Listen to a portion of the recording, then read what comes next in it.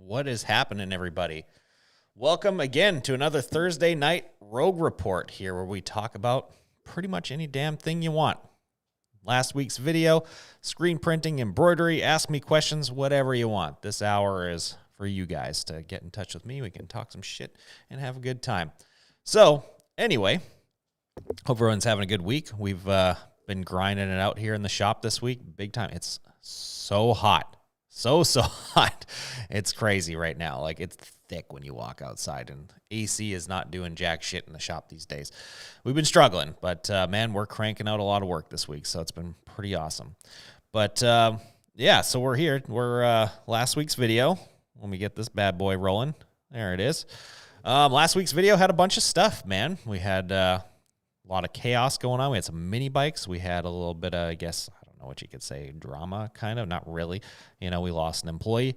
All kinds of stuff going on in this one, and it was a cool episode. I liked this one. I really enjoyed it, and having like a little skit in there too was kind of fun. You know, getting that ink rack system going, that was like the highlight of the video. That ink rack system is unfucking real. Dude, I can't tell you guys how helpful that has been for my shop. It's insane. We've been loving that thing so far, and it's just like, it's made the whole ink mixing system just far less of a pain in the ass for everyone in the shop. We're able to find stuff quicker. We're just able to get it done more efficiently, far less messy. Everything about it is awesome. So that upgrade to the shop was probably by far my favorite shop improvement that we've done so far. We've done a few more since then, but this one is still at the top for me, I think, and it might sit there for a little while. But yeah, so that's where that one left off. This is the world's longest teaser this time around. It was a cool video, though. I liked it, and the fact that we got to get some bike stuff in there, because I know a lot of people wanted to see that again. That was fun to do that, except for the fact that it absolutely obliterated my fucking knee. It is still ruined. That was weeks ago. My meniscus is torn to shreds, and yeah, I'm paying the price for that one. So you guys better have enjoyed that video, because it was not worth it for me. But yeah, so start dumping your questions in here, and we'll start answering some stuff. We got a few people. It looks like Jake was here earlier, which is awesome. It would be cool to get him in here. We got Impress Clothing. What is up, sir? Devoted Brand. What's going on? Let's, yeah, kick off some cool screen printing questions. I was messing around a little bit today, trying to improve some stuff in my shop. I was messing around with our Stampinator today, and I came up with a little something. I came up with some stuff. I don't want to get like super into it yet, because I might come up with something here that's like, well, maybe for everybody. But man, did I fix some serious problems with that today. I think we don't know 100% yet. We did some just small, quick little initial testing, and it went very, very well. It looks like we solved a major problem with it, so we got to run it for a good while on the press and see if it lasts through production, see if problems come back, all that type of stuff. But if not, I'll be so pumped, because this has been like the biggest headache that I've had with this thing for a while now. So hopefully that one is behind us.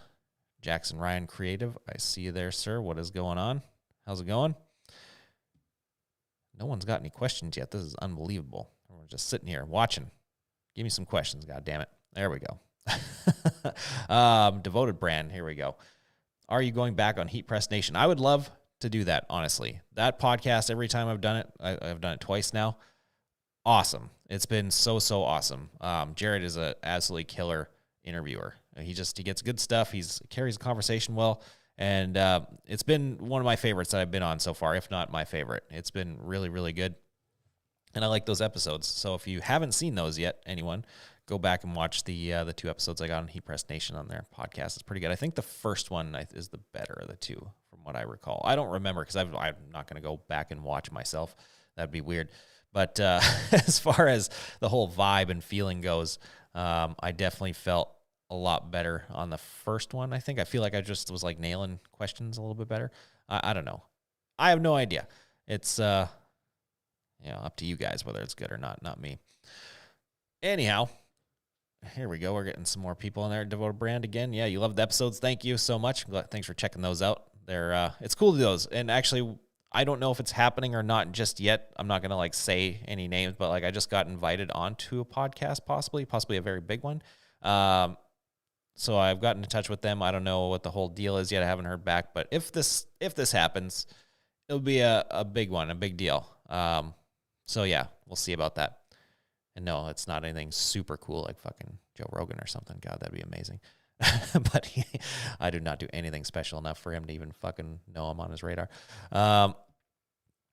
Hurley Molds, Christopher Molds, the fucking HD printing extraordinaire. How's the humidity in next to the woods? Dude, it's brutal here too. We probably have the same thing going on. It's like 60% plus, and like hotter than shit. We're talking like 30, 35 degrees, which I don't know what the hell that is in Fahrenheit, anywhere like 90 plus, 94, 95, but like 60 something percent humidity. It's disgusting outside. I hate it. It's the worst thing in the world. I would much rather have it be wintertime, freezing ass cold than deal with that. It sucks. Like, at least in the wintertime, because the shop gets hot either way, but at least in the wintertime, we can crack the big door open and it just like immediate cold hits you and it feels good. Summertime, you're just basking and it just feels like a sauna in there all day, every day. It's the worst. Everyone's just sweating and miserable. I got to get a second AC put in the shop right away, but I got quoted a pretty decent price, but it's still a lot of money to put a second AC unit on there to hopefully try and keep up with it. But I'm going to have to pull the trigger on that so no one's struggling in there anymore. This heat wave is not looking like it's going away anytime soon. I got 456 Printco in here. How you doing, sir? Good to see you back here. Oh, here we go. So, Rick Waller, good question. Have you ever had any orders combine embroidery with screen printing? Seems like it'd be a cool look. It would be a cool look. That's something we haven't had an order, like a customer order for that yet, but I definitely have some plans for that for myself, just because I want to try it. I want to make a video about it. I want to see what kind of mixed media stuff we can come up with. I think there's a lot of cool ways we can combine the two, and it's just a matter of like, really it comes down to the artwork for me. Trying to come up with the right piece of artwork where it's going to make sense and everything's going to flow and look really good. And at the end of the day, when people look at it, they're going to be like, fuck yeah, you know what I mean? That's more or less what I'm trying to come up with. That's the hard part for me, is trying to figure out what that's going to be. Because, I mean, it's got to be something where registration is not really an issue, because clearly trying to register a screen print and a piece of embroidery together is going to be next to impossible. It'll never be 100% accurate, right? You can get maybe close, but it'll never be dead on. So it has to be some kind of design like that, something like what we did with the Bushido print, where we had the two prints stacked on top of each other and showing through each other. It'd be something similar to that would be the way to go with it. So I don't know exactly just yet. I saw a couple cool ones. I don't know who did this thing. I saw it on Google a while back and thought it was the coolest design I've ever seen on a sweatshirt. And whoever did this thing, please, if like you guys know who it is, I would love to talk about how they pulled it off, because it was so sick.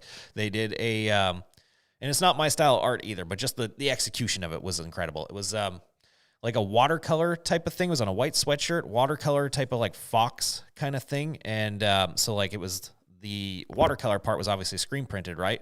And then they had a black outline, like just straight up, like just a run stitch. It wasn't anything like crazy, but just a bunch of run stitches going on to draw like the outline of this thing. But it made it look like it was like a quick, shitty sketch. You know what I mean? Like how some people do like a quick sketch and then watercolored in all outside of the lines.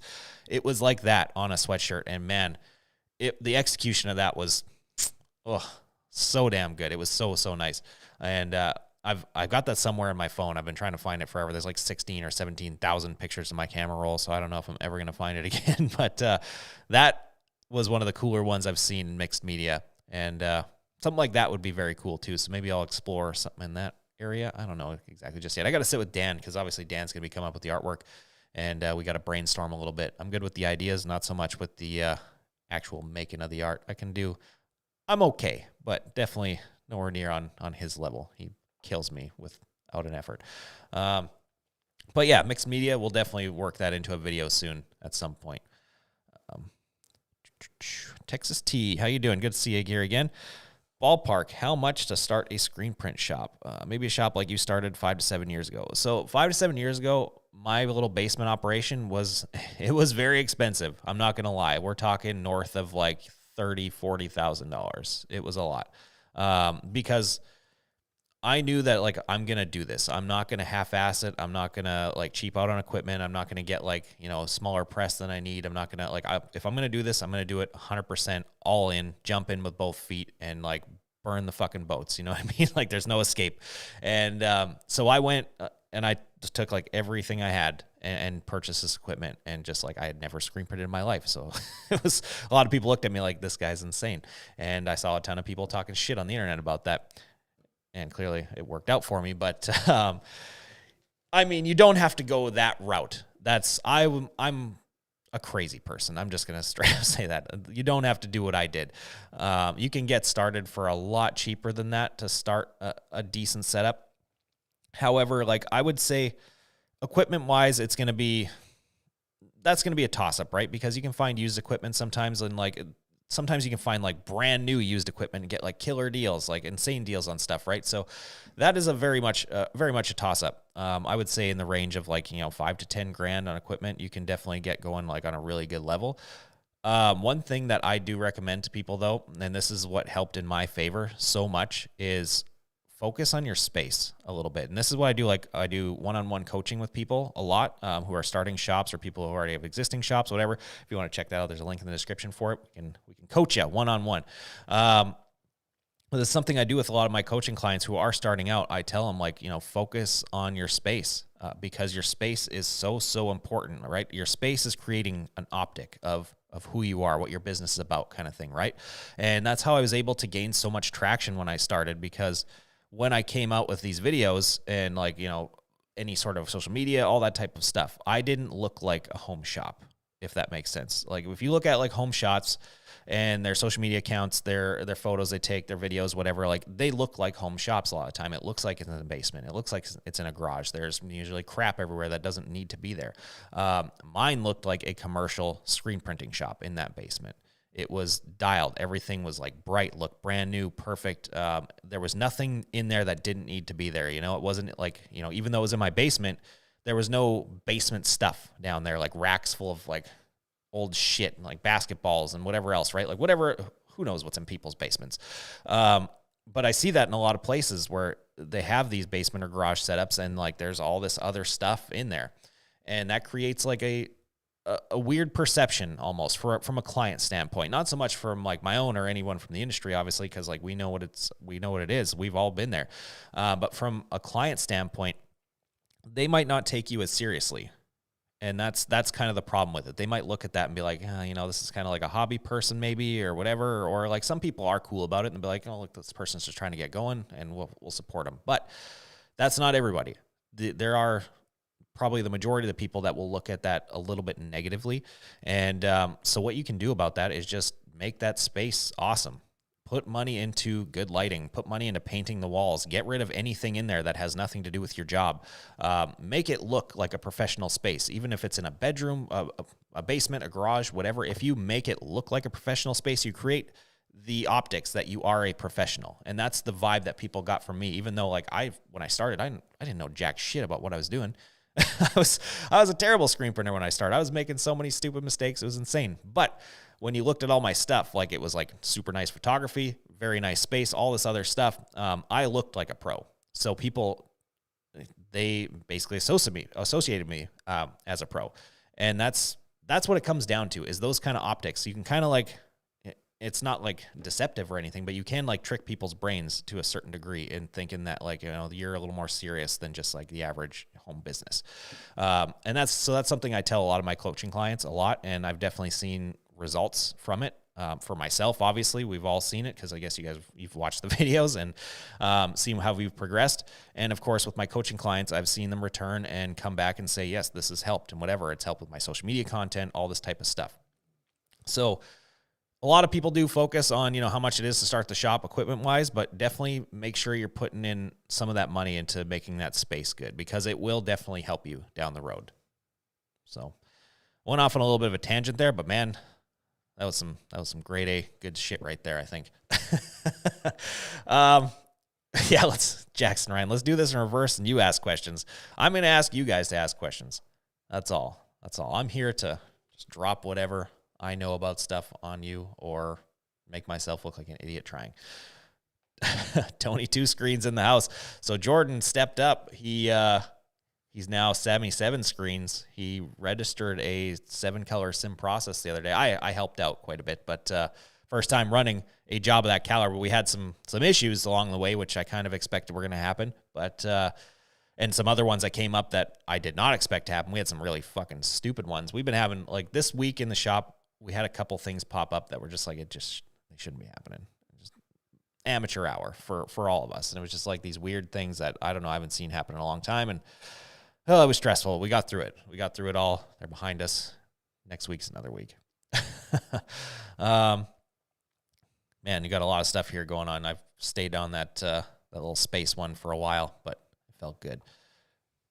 Yeah, so you're saying like that shop was badass. You know, the floors were immaculate. Stuff like that, man, it adds up in a very, very big way.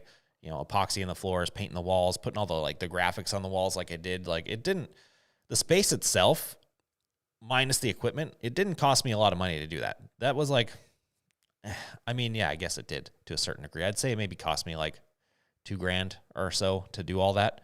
So like not a ton of money, but it looked like it was expensive. I got my epoxy floor coating from Home Depot and some paint and just went to town for a while. And yeah, got it done. That little shop was cool, man. I like that one.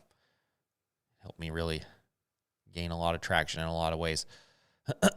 Cole Horvath, what ink mixing system do you use? So right now our main system is the Wilflex Epic Rio system. That has been my main system since I started. I like it. It works great. I've tried other stuff. I've tried the Monarch one a little bit. It's okay. I'm not a huge fan of it, but it's good. I think I'm just kind of set in my ways a little bit. Maybe that's where I kind of had not the best opinion. Maybe I didn't give it enough of a shot, which I definitely didn't. I only used it for a couple of days. But yeah, no, I like the Wilflex Rio system a lot just because it's a low cure system. That's what I like the best about it. We try and use low cure inks entirely in the shop just for a lot of reasons, you know, keeping the heat down in there, less stress on equipment, less chance of dye migration on stuff, even though that is a problem that popped up this week for, I don't know why. It was a big one this week. And yeah, it just helps with a lot of stuff. So that's my main system. And then we do have a backup system. So the Wilflex Rio system is not perfect. It's I'd say it's like 75% perfect. Most of the colors are really good in it, but you get the odd mix where it doesn't have enough white in it or something like that, or it has too much of some of these mixing colors. Like let's say there's like the sunshine yellow, that one's used in so many colors. If it's heavy on that one, I already know that thing is going to be like shit opacity. That's the one problem with it. The mixing system is really good when there is like dark colors or lots of white in the mix, but if they don't have that, the opacity is terrible. So we do have a backup system. We use the FN ink system as backup when that happens, and it usually fixes the problem. It has fixed the problem every single time so far. So we haven't run into anything when that one has come up. So I'd like to kind of explore the FN system a little bit more and see how good it can be. Like I have mixed feelings about the FN ink in general. We do have problems printing it wet. Like the black ink, we just had that the other day. We were printing the black ink wet, and the black ink built up so hard on the screen that it eventually started like coming off in chunks onto the shirt. And I was just like, why? Why is this happening? Like the palette's not even warm. This shouldn't be happening. So we have had that weird issues like that pop up. But as far as mixing colors is concerned, it's fixed that issue for us every time. We just had to do it today, so we'll find out tomorrow if it fixed it again, because we're mixing actually we're Pantone color matching the Pornhub logo, their weird orangey yellow color. So we mixed that color, and with the Rio system, it looked like dog shit. But the FN, we'll see tomorrow, I guess, if it worked. Next. Do you have any guidance about financing screen printing equipment? I do not. To be quite honest with you, I have not financed anything. The only thing I have financed in my shop is my embroidery machine. That's the one thing I have so far. I finally broke the no financing rule last year just because that one was like, we needed that right now. And so I went for it. And it's been fine. We did through RB Digital. They work with a company that does financing options for you. So, yeah, we worked with their company, and it's been great so far. It's been awesome. I mean, it costs a hell of a lot more to finance it. No question. Everybody knows that. But you kind of do get the option to not dump a ton of money at once and use that money for other things. So that is kind of the one perk of financing. You end up paying a lot more money, but you kind of spread it around a little more as you go. So yeah, I don't know. I'm not the best to ask the financing question too, because it is the one I've only done it the one time, and it's been okay though. So I'm definitely not a financing / debt consultant. I'm bad at that. Anywho, Josh, a super chat. Wow. Thank you so much, man. Let's get you in here. Oh, wow. Your question is huge. It barely fits on the screen. Any wisdom you can share with a print shop expanding into embroidery for the first time? We'll be purchasing either the 4 or 6 head Tajima TMEX this November. Appreciate you, brother. Well, I appreciate you. I appreciate the super chat. Thank you very much. Expanding into embroidery. Well, the first thing is, get ready for a lot to learn. You're going to be messing up a lot of stuff if you haven't done it before. It's definitely a big learning curve. We had a much easier time with it because we got the TMEZ, which handles a lot of the stuff for you. Basically, it does automatic thread tension, it does automated presser foot settings, all that type of stuff. So it does eliminate a lot of bullshit right out of the gate for you. And I'm so thankful I have that machine. Like, my newest guy, Brad, he just started last Friday. He's only been running the machine since, I think, Monday, and he's crushing it, like absolutely crushing it. He's asked me like 3 questions since he started, and that's it. He's doing his literally his first order that he's ever done, because I brought him in solely to do embroidery for the most part, and he showed up, I kind of walked him through some stuff, and I was like, all right, cool. Here's your first order. It's 800 hats. Get to work. And he's like, holy shit. And I threw him to the wolves big time, but man, he stepped up, and that machine proved how good it is, because he's been able to do this with no experience, no nothing, and very minimal supervision, very minimal help. And dude, he's almost knocked out this entire order already in 4 days. He'll be done it tomorrow. Today he was in the shop by himself because me and Jordan were making stickers all day, so he had no one bothering him. He had the shop to himself. He knocked out like 240 hats by himself today. It was fucking crazy. So that machine has helped us big time. So if I can give you some advice, if you can afford to spend the extra money on the TMEZ versus the TMEX, absolutely do it. It will be worth your investment in so many ways. Like the extra, I forget how much money extra that thing costs. I think it's around 15-ish, but maybe I'm wrong, 15, 20. Don't quote me on that, because everybody sells them for different prices, right? They go through dealer network, and dealers get to price it however they want. But man, that money will return to you in the long run tenfold. That I've already seen it on my end. I've had my machine for a year, and it's already for sure returned to me ×2 minimum. It's absolutely insane what that thing is capable of, and just how easy it makes embroidery for anybody to get into. And, you have less employee training time, you have less wasted garments, all that type of stuff. Far less mistakes are going on. So that is definitely something I recommend if you can do it. If you can't, however, because that is a lot of extra money, just make sure you're putting the time into it. Don't expect to just start doing embroidery and it's going to start working. It's definitely not going to do that. If you have good techs and good people helping you out, it definitely can be like that. So it's going to be based on, a few different factors, but just take your time with it and learn stuff. Spend some time learning. If you're going to be going with the TMAX, you're going to have to learn thread tension and all that type of stuff. Definitely get yourself a little tension meter that is going to save your ass more times than you'll be able to count. And also just be ready for how much room all that thread's going to take up, because that's something I was not expecting. I thought I'd make a little thread wall. Well, fuck, with a 6 head having 15 colors on it, I'm going to have 6 of every single color, and then you start getting more and more colors, and then people request more colors, and it starts stacking up quick. It takes up a lot of room. So there's that. And then the space. Make sure you have the space for it. So that's one thing I didn't really account for as much, because my shop is really small. It looks bigger on camera than what it actually is. It's only 1,250 square feet in real life. And we've got 10 pounds of shit stuffed in a 5-pound bag in there. It's tight. And those machines require a good amount of space all the way around them. And I was hoping we could have this thing pushed against the wall and into the corner, and that is absolutely not the case. We still have it kind of like that.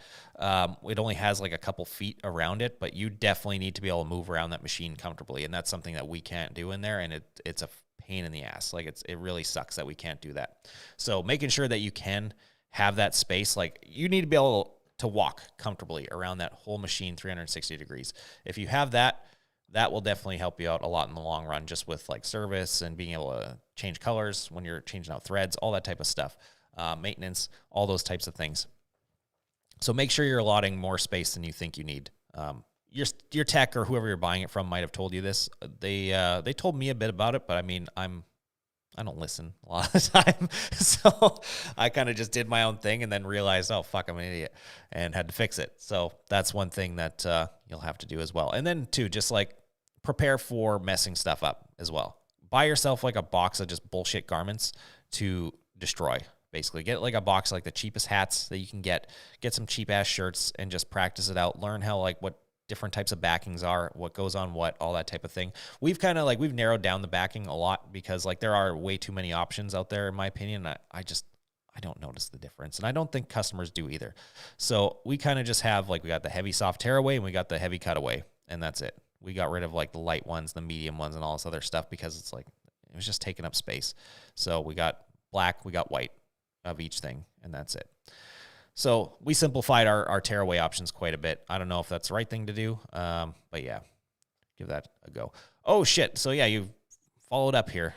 You are getting the TMEZ. Awesome. Okay, well, yeah, the TMEZ is going to make your life easy, as I explained. That's, I guess, why the easy is in the name. That technology is incredible. You will not regret your decision buying that machine. It's fucking unreal. I love that machine so much. That was probably, like, buying that machine is one of the best business decisions I have ever made, for sure, hands down, if not the best, other than the fact of, like, getting into business in general.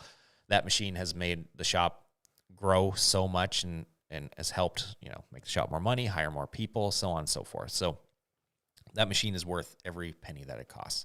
So you'll be very happy with it. It's awesome. What we got here, 456 Print Co. You're working on some crazy website things you've been working on. Going to be stoked to share it with you, as I think it's something you could benefit from. Well, fill us in, man. I want to know now. I don't want to wait for this. We need some stuff to fill out this little stream. People aren't asking enough questions, so we gotta fill this bad boy out. Drop some heat on us. We want to hear it. I think we're caught up on some of these questions here. Fight Night Customs, what is up, man? Good to see you here. We just did a coaching call the other day, which was awesome. He's got a very cool story. Watch some stuff on his page. Go check him out on his Instagram page. He did some video with, what's her name again? That chick from Peloton, Kendall something. Cool video. I watched that the other day. Very, very good stuff. He's going to be doing some big things. But yeah, other stuff that we have planned, I guess, when we're talking about mixed media, because now my brain's kind of it's back there. I want to do some, I don't know what we're going to do just yet, because like I'm still kind of just sitting. We got the CTS in the shop now, obviously. I'm posting that on Instagram, so it's not a secret anymore, even though the videos haven't caught up with that yet. It's a thing. I have that Epson T3270 sitting there now, and like that was my film printer, and I'm keeping it as a backup just in case like the CTS died for some reason or had an issue or some shit. Like it's been flawless so far, don't get me wrong. But like it freaks me out. I like having redundancy. However, those things can be converted into sublimation printers at the same time, like really good sublimation printers. So I might go that route and convert that thing into a sublimation printer and like do some weird mixed media with, I don't know, I like doing sublimation over embroidery. That's a pretty common one that's done. Or doing like, I don't know, sublimating my own applique and doing some cool applique designs, or doing like mixes of like screen printing designs on applique and then cutting it out and so on and on. There are a lot of different cool things that you could mix together that I haven't really, I mean, it's been done, but you don't see it often, I guess I could say. There's, I don't know, I got a lot of weird ideas going on in my head. I definitely want to try some like high density printing mixed in there too somehow. I think there's something there with that, like high density and like embroidery together. For some reason, I just think that is going to work. And I got to figure out how. I need like a cool, I don't know, some kind of cool, simple design where it's going to make sense. I definitely want to do just more applique. I've never done applique before. We did like one. We did a job where a customer wanted to do beanies. They wanted to make patch beanies and sew them on. And I didn't want to do that because I did not want to make the patches. I hate making patches. We don't make patches very often, and they're a huge pain in the ass. And honestly, I don't know. I think there's a better way. So rather than make patches and have like a 3-step process, like making the patch, sewing on the beanie, the whole freaking deal, we just turned that into an applique instead. So we did like an applique and did like a simulated kind of border on it, like you would see on a patch, and basically, sewed this thing on as an applique and then did the design over top of it. And it worked out awesome, like so much better than what the patch beanie actually would have been. And that's the one time I've done it, though. It just was like a tiny little guy. I want to do some big ones, some cool stuff. Well, he's filling us in. Here we go. Custom quoted. Instant quoting was set up, shipping built in into the price and checkout. Doesn't seem that special, but the point is to start handing out affiliate links. Oh, okay. Well, shit. I'll check it out, see if it works. Take one of those. Custom quoted, instant quoting. So this would be like if you can. So if I can tell you one thing, if you can build this into a Shopify platform, because not a lot of people build shit for Shopify, at least in our industry. A lot of it's like WordPress. A lot of people are using Shopify sites, and like I'm using Shopify for my stuff just because of how easy it is and because we have an online store and we sell a bunch of other crap. So I kind of just prefer to stick to Shopify. And also just with like a lot of shops doing fulfillment these days, a lot of them are used to running Shopify stores. So I feel like going that route would be one of the smarter ways. Maybe. I don't know. I could be wrong.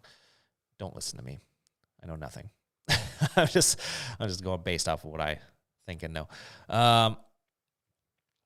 Shannon Lee, I was wondering if you make your employees sign a non-compete since you are so open about how you run your business. Yes, I do, and you absolutely should be doing that.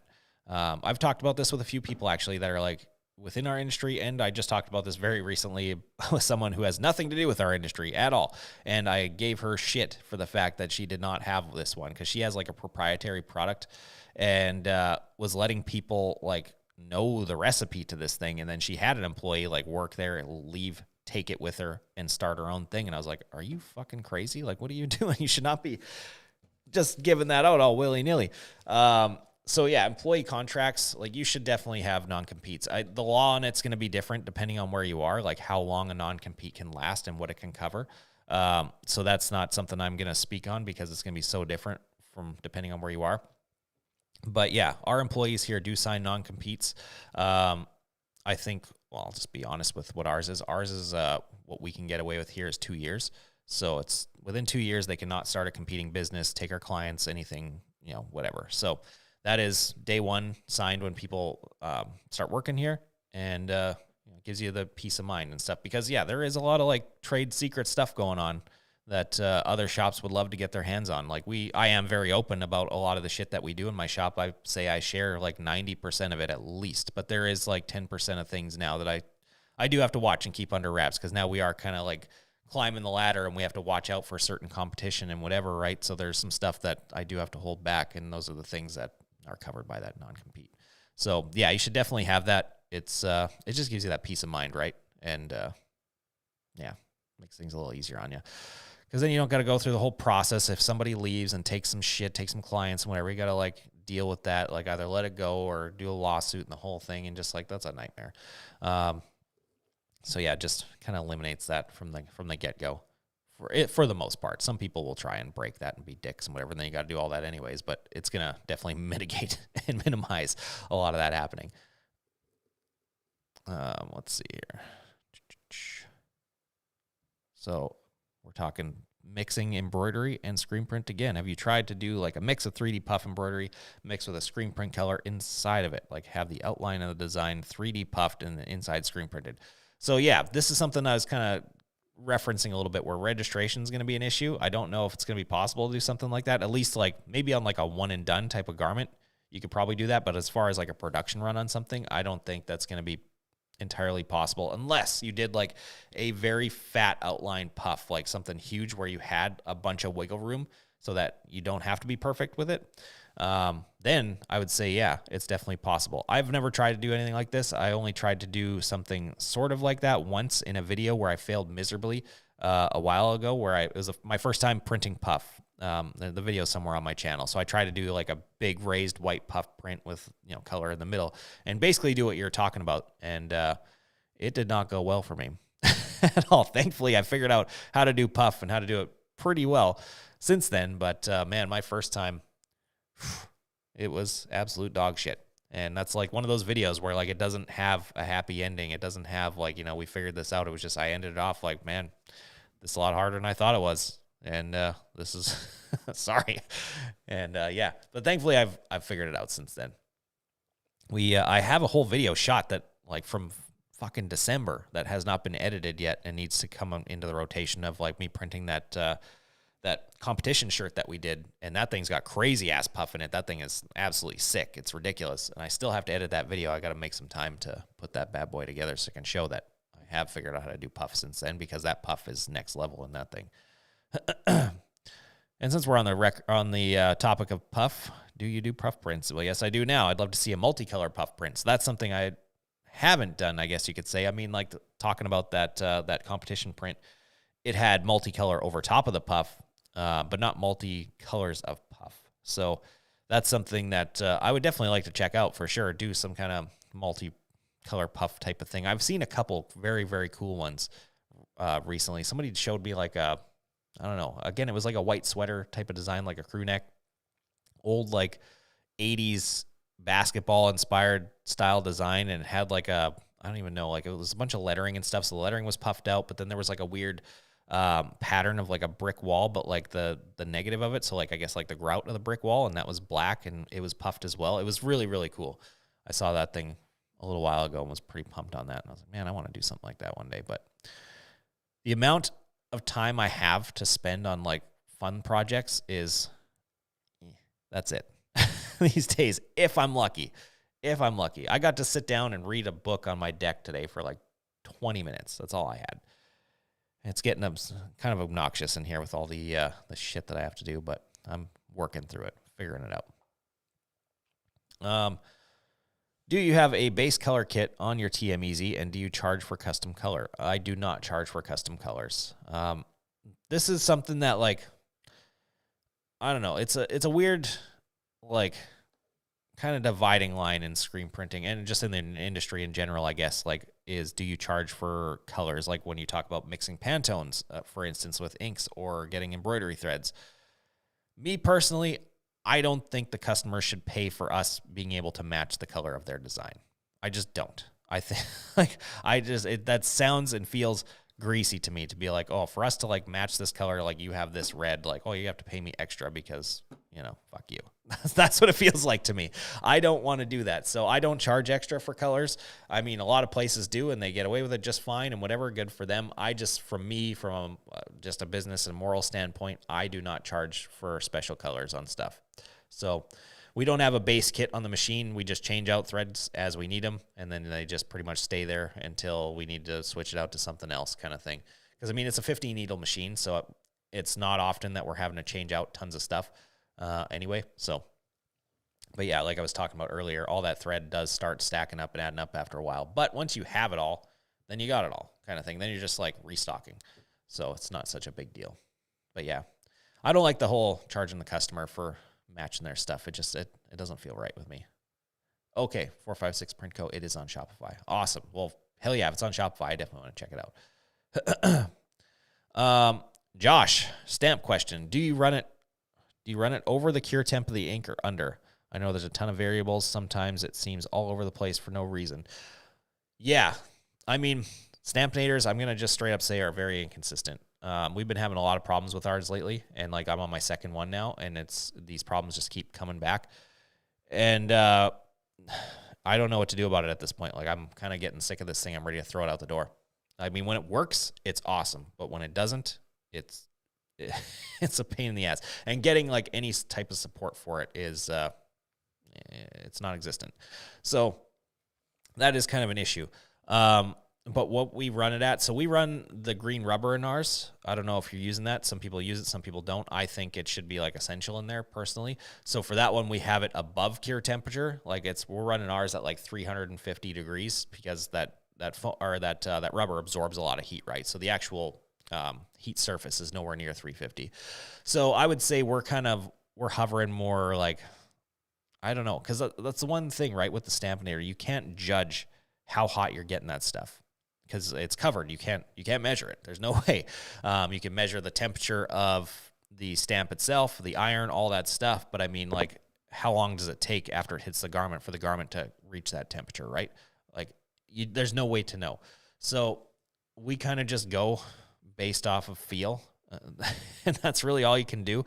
So like what I try and do is I like have my settings, and then I fuck with the time. I just have less time to start with, and like just kick it up until I'm not getting any like real bad pickup on there, and that the ink is cured, whatever. So I'll get it to the point where it's like just a little bit wet, and then add a little bit more time, and then I know we're hitting where we're supposed to hit, if that makes sense. It's not a science, and it's kind of that is one annoying thing with it. I really wish there was a way to have like some sort of temperature probe on that thing, like our Flash has, because that would make it incredible. But yeah, that's just not a possibility at this point in time. Hopefully we can see that in the future.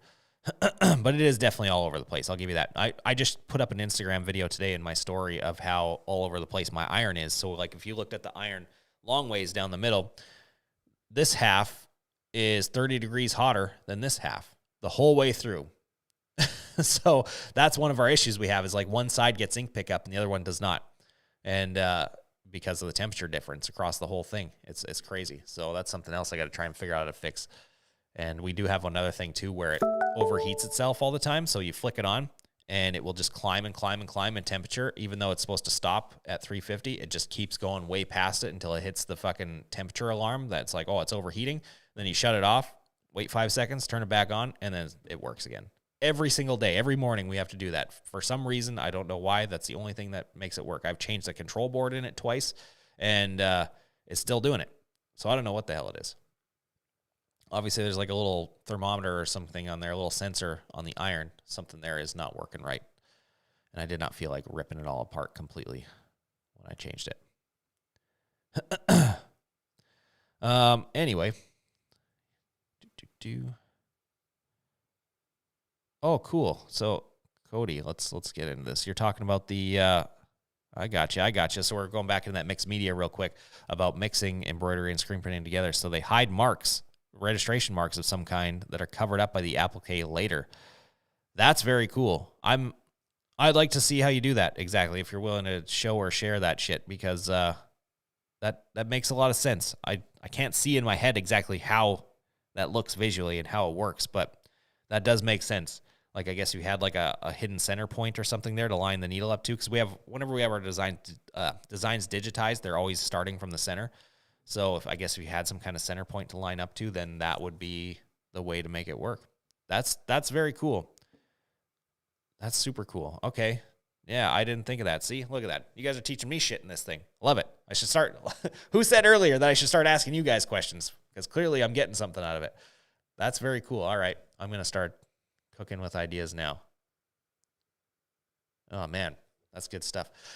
Now my brain is somewhere else entirely from this stream. Sorry, because now I'm just thinking of like all the cool shit that I can do. And I got to stop thinking about that right now. I got a job to do. When is the pit bike track going to debut? I was hoping it was going to be last year, but it's not looking like it's going to be this year either. We just keep getting busier and busier. I have less and less time on my hands to do anything fun for myself. I gave myself 90 days. So I'm kind of rebuilding just the whole everything in the business. Like, I'm trying to create systems and procedures and things so that the business can run without me. That's the goal. And it's very hard to make a business do that. And it's something that like I overlooked for a very, very long time. And now I've seen how weak my business actually is without me in it. And I need to fix that fucking fast. So I gave myself 90 days to like create enough procedures and stuff and systems so that if I were to not come in for a week, everything's going to continue to work right. If I can get to that point, it's not a matter of if, I'm going to get to that point. Once I get there, then I feel like I'm going to be able to kind of like back off the gas a little bit. Not so, I wouldn't personally, like I'm going to probably go harder on the sales, the marketing, all that type of stuff, but I will be able to kind of take more me time kind of thing, right? I can take evenings and weekends and do some fun shit. So once I get there, then I think I'll be able to start doing fun stuff like pit bike tracks and RC car tracks and all that stuff. I definitely want to do my RC car track first before I build the pit bike track, because pit bikes hurt. Clearly, my knee is showing it right now, whereas RC cars, I'm safe and I can keep going to work. So I should probably do that first. Devoted brand here. So, do you recommend starting with a single head for embroidery, or should we jump right into a multi-head? You should jump into whatever you can afford. A single head, I'm going to say, though, is very hard to make money with. That is, I mean, you can definitely make money with a single head. I did it last year before I switched to the 6. It's just really, really hard and really slow moving. So, like, what the 6 can do in comparison to the multi, it's crazy. Like that, once you're able to build the business and like let enough people know that you do embroidery, having a multi-head is like almost like printing money at some point, because it's running, just pumping stuff. The single head, you can only do so much. You're kind of limited to like a very small number of things you can do a day. But if you are starting from a small spot, obviously, like you're still manually printing maybe or whatever, you're still a small shop, then a single head is definitely great for you. That's a good way to go, because you can at least start building that clientele and start building a reputation and all that type of stuff, right? And move your way up to a multi-head, because it's not going to be hard to get rid of a single head, depending on which one you buy. Hold on, I'll say that first, because I know a lot of people with brands that they have a hard time moving. So make sure you're buying something that people are going to want resale-wise. But yeah, it's kind of a tough call. I don't want to say go one way or another at all. It's going to be different for everybody and how their shop works and where they're at in their business journey and that kind of thing. So if you can do a multi, absolutely go that route, because you will turn out a hell of a lot more and you will make more money. You'll build more clientele. And just like when you have a big machine like that, again, like as if just like the whole home shop thing I got into, those big machines, it's the same kind of effect. People just take you more seriously when they see you have this type of equipment.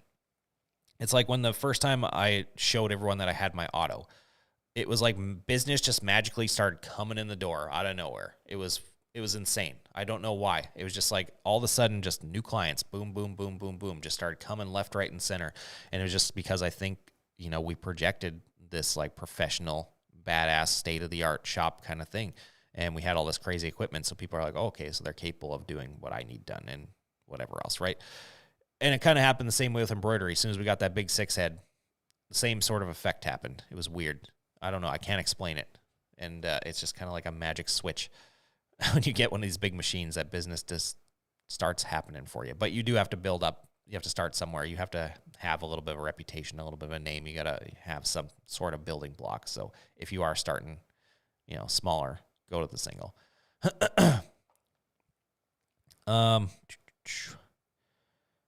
All right. Oh, you can email me some pictures. Please do, on that whole registration thing, because, man, that's cool. I'm still thinking about that.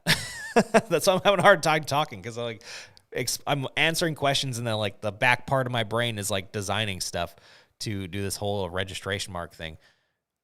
I don't know. This is very intriguing to me. This seems like a good spot, though. I can show you guys the teaser for the new video. So let me get this thing queued up here. The teaser for the new video is going to be the unboxing of our brand new Exile Spider 2 and Velux exposure unit. And this video is pretty good. I just watched it last night for the first time. I dig it. It's a good one. So here we go. All right, this is a big day for me and my shop. This is a dream day for a lot of shops out there.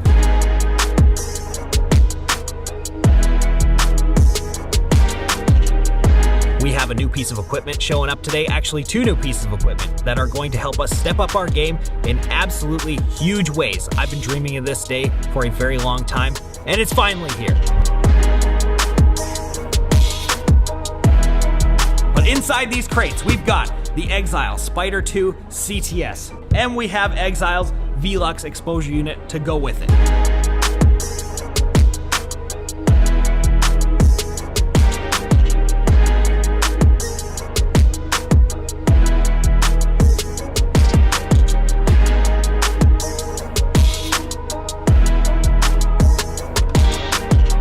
This thing prints at 600 DPI, which is insanely high resolution, and has the capabilities of printing up to 75 LPI halftones, which again is far beyond what anybody needs. Exile, you're killing it in the crating department, that's for sure. And then when it comes to the equipment, everything looks like it's built really solid, it's really industrial, everything's clean and nicely put together. These machines are going to step up our game considerably. There you go. That is the teaser for this week's video, coming out Sunday morning, 9:15 a.m. as per usual. That's Central Standard Time, by the way. And yeah, we get to go through the machine, kind of first impressions of it, all that type of stuff. You get to see what the unboxing experience is like, which is awesome, by the way. I've never seen crating like that in my entire life. And just like, we got to do some fun shit in there. We talk some smack. It was a good time. And yeah, that is this Sunday's video. So make sure you guys go check that thing out. It's a good one. But it looks like this is a perfect hour even on the stream right now. So I'm going to cut this thing off here and go get myself a burger, go maybe try and read my book again on the deck because I feel like I got like half an hour I can squeeze out of this thing. Reading Traction right now. That's the book I'm on. It's all about business stuff and like how to build and systemize your business and all that type of shit. And it's pretty good. I'm gaining some stuff from it. That was something from Mr. Steven from Campus Inc., as well as the Printavo podcast. That was some homework that he gave me. And it's paying off. I've had this book on my shelf for months, and I haven't opened it up yet. And he was like, do that immediately. And so I did. And yeah, it's got some good shit. I'm like, I'd say a third of the way through. So I want to get a little more through that thing and see all the things that I'm doing wrong. So anyways, thank you guys for joining the stream as usual. Make sure you drop a like on this thing. Don't miss this Sunday's video. Please go throw a thumbs up on that thing when it drops out because that really helps us. And yeah, we will see you guys again next Thursday evening. See you guys later.